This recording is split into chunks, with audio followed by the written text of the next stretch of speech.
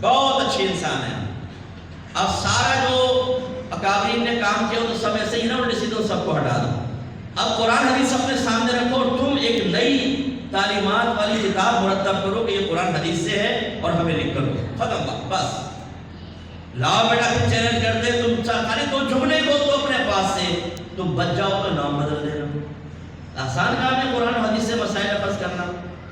لیکن ہمارے نوجوانوں کا حال یہ ہے کہ اگر کوئی اس طرح تنقید کر کے چیلنج کرے, انہیں نہیں پتا ہوتا ہمارے بزرگوں نے کتنا بڑا کام کیا. اس کام کو کرنا آج کل کے دور کے اس طرح کے چیلنج دینے والوں کے لیے ممکن ہی نہیں ہے. ساری زندگی مرتے رہنے نہیں کر سکیں گے. لیکن وہ کہتے ہیں کہ آپ شاید بات صحیح کہہ رہا ہے, بدلے انہوں نے جھک ماری. یہ بالکل ایسا ہے جیسے آپ کا ایک بھائی باہر کے ملک میں ہو اور آپ اپنے والد صاحب کے ساتھ کاروبار میں لگے ہوئے ہوں اور آپ جانتے ہیں کہ آپ کے والد صاحب نے رات دن ایک کر کے کاروبار کو چھڑایا. اب آپ کا وہ بھائی باہر سے واپس آیا اسٹڈی وغیرہ کمپلیٹ کر کے, تو کسی رشتہ دار نے کہا تمہارے باپ نے کچھ بھی نہیں کیا بیٹا, کچھ بھی نہیں کیا, زندگی ضائع ہے. اب وہ یہ نہیں دیکھتا کہ ابا نے کیا کیا معلومات حاصل نہیں کرتا, نہ اس کے پاس ٹائم ہے معلومات حاصل کرنے کا, اور وہ جا کر لوگوں کے سامنے کہتا ہے میرے باپ نے تو کچھ بھی نہیں کیا, ٹائم ضائع کیا. بتائیں صحیح کہہ رہا ہے غلط کہہ رہا ہے؟ ہماری حالت یہ ہے اپنے اکابرین کو پڑھنے کی ہمارے پاس ٹائم نہیں ہے, دلیل سمجھنے کا ہمارے پاس ٹائم نہیں ہے, اپنے مذہب کی ABC ہم نے نہیں سیکھی ہوئی. آپ کوئی سوشل میڈیا میں بیٹھ کے آپ کی برین واشنگ کرتا ہے کہ ان لوگوں نے کیا کیا قرآن نے, آپ کہتے ہیں یہ صحیح کہہ رہا ہے, کیا کیا؟ ارے پیار تاکہ سنگی تو کرو.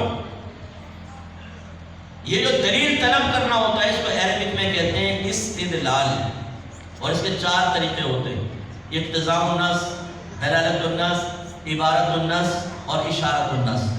آپ میں سے بہت سنے پہلی مرتبہ لفظ سنے ہوں گے, اور میں کہوں ذرا دوہرا دو تو دوہرا بھی نہیں سکیں گے, آپ بھول جائیں گے, اس کو اتنے مشکل ہے.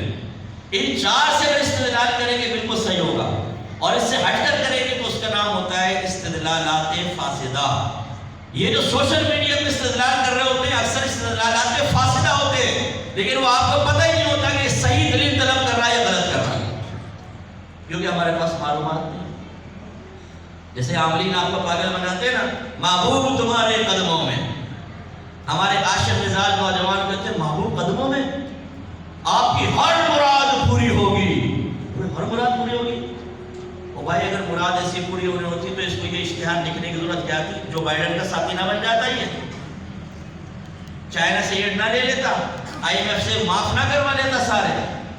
وہ تمہارے سامنے ہاتھ جوڑ رہا ہے کہ خدا کے واسطے آ جاؤ, اور ہم اسی میں بلیو کر کے کہ نہیں یار یہ تو ہمارے قدموں میں ہوئی ہے. اور ہمارے نوجوان لگے پڑے ہیں سوشل میڈیا پر, فیس بک پر لڑکیوں کو اپنے قریب کرنے کے چکر میں اور اس قسم کے باباؤں سے رابطہ کرنے کے چکر میں. ضمناً بات آگے, لیکن میں گزارش کرتا ہوں جتنے عاشق نامراد یہاں تشریف فرما ہے, یعنی جن کو مراد کبھی نہیں ملے گی انشاءاللہ عز و جل, اس شیطانی چکر سے باہر نکلو بیٹا. اگر آپ کو اس ایسے نعروں کے اندر, ایسے پوسٹس کے اندر, ایسے پوسٹرز کے اندر اٹریکشن محسوس ہو تو ایسے لوگوں کے پاس ضرور جائیں. وہ جب پوچھے کیسے آئے بیٹا تو بولیں کہ جی میں محبوب کو اپنے قدموں میں گرانے کے لیے آپ کی خدمت میں آیا ہوں.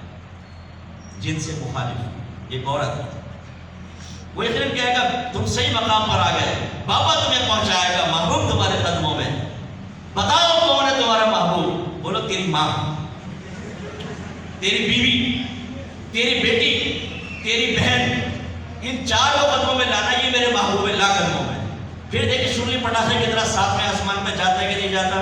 پھر بولے بغیرت, تو کسی کی بہن, کسی کی ماں کو, کسی کی بیوی کو ہمارے قدموں میں لانے کے لیے وظیفے دے رہا ہے. آج تیری ماں اور بہن پر بات کہی تو بھڑک گیا, غصے ہو گیا, کر لے جو ہمارے خلاف کرنا کر, کچھ نہیں کر سکتے. یہ عامل بکواسیں کرتے ہیں, جو کرے گا میرا رب کرے گا.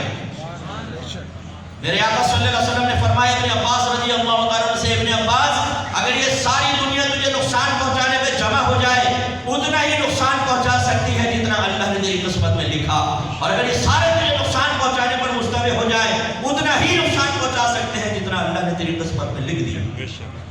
کیوں ڈرے ان سے؟